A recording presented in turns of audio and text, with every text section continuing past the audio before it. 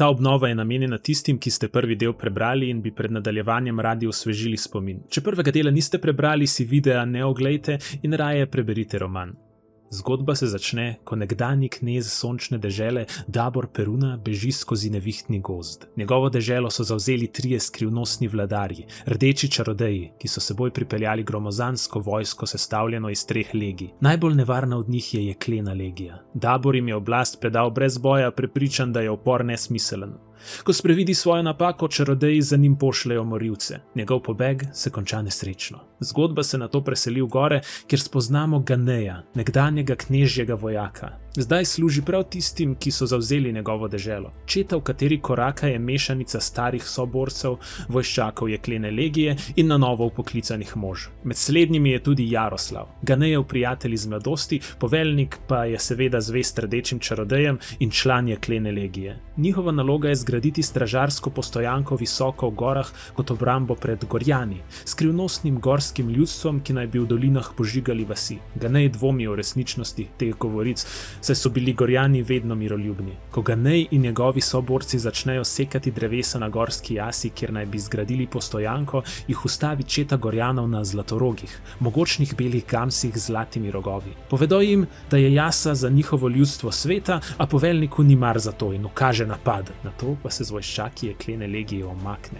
Ganejeva četa ostane sama, sledi pokol. Gorjani so izjemno spretni, bitka pa se hitro spremeni v zmedo. Ganej v boju pristane na hrbtu Zlatoroga, ki ga odnese visoko nad dolino. Tam odkrije resnico.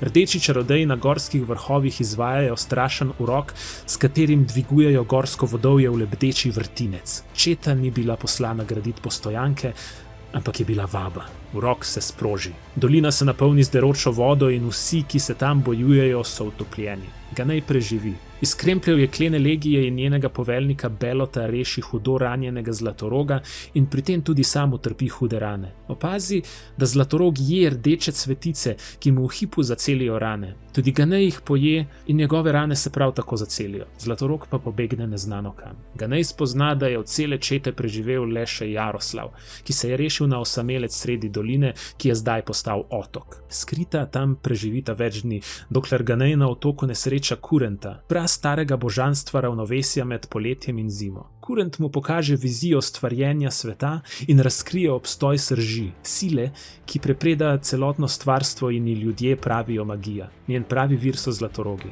prva bitja, ki so bila kdaj ustvarjena. Zlatorog, ki ga je Ganej rešil, je zadnji samec svoje vrste. Če zlatorogi izumrejo, srž izgine in z njo ravnovesje sveta. Kurent Ganeju ponudi nalogo, zaščiti Zlatoroga in ga vrni Gorjanom. V zameno mu obljubi pomoč pri maščevanju rdečim čarodejem in mu podari čud za srž, s katerim lahko zaznava tokove magije. Ganej naslednji dan dvomi o resničnosti izkušnje, a čud za srž, ki ga je dobil, je očitno resničen, saj je naenkrat zmožen zaznati njene tokove, ki prepredajo ves svet, a njegov glavni cilj ostane maščevanje. Z Jaroslavom se odpravita proti Sredosvetju, prestolnici čarodejev.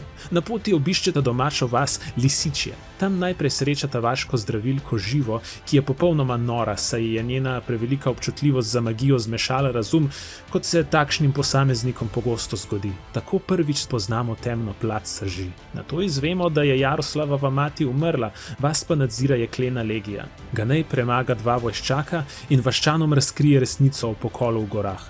Vojščaka z Jaroslavom pokopljata in kot preobleka vzameta njuna oklepa. Pred odhodom jo ustavi Dana, njuna prijateljica iz mladosti. Pove jima, da ima v Sredosvetju bratranca Istoka, vplivnega trgovca v službi rdečih čarodejev, ki jih naskrivaj sovraži. Obljubi ima pomoč in v zameno prosi le, da njenemu možu Gabru, ki po novem služi v vojski čarodejev, predata njeno ljubezen, če ga bosta kdaj srečala.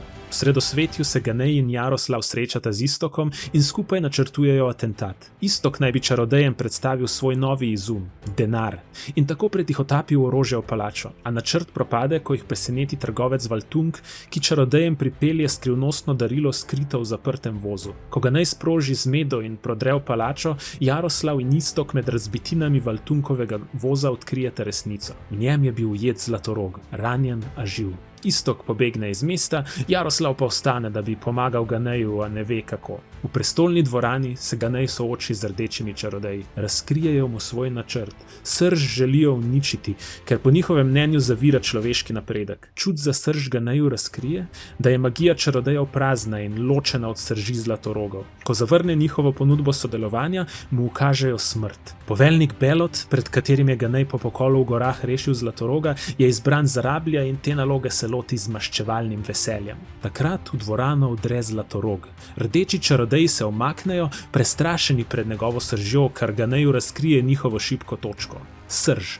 A je tokrat ne more izrabiti in priložnost izrabi za pobeg. Na Zlatorogovem hrbtu pobegne iz palače gore nad mestom, kamor jima jeklena legija ne more zlahka slediti. Tam Ganej spozna, da rdeče zdravilne cvetlice rastejo iz Zlatorogove krvi. Razume, da mora sprejeti Kurentovo nalogo in Zlatoroga vrniti Gorjanom, če želi rešiti srž. Kmalu zatem, ko se odpravita na pot, v daljavi Ganej zagleda, kako ogromna vojska zapušča Sredosvetje in se odpravlja v gore. Pokol v dolini in poskus atentata so rdeči čarodeji izrabili kot izgovor za začetek vojne proti Gorjanom. In s tem se prvi del konča.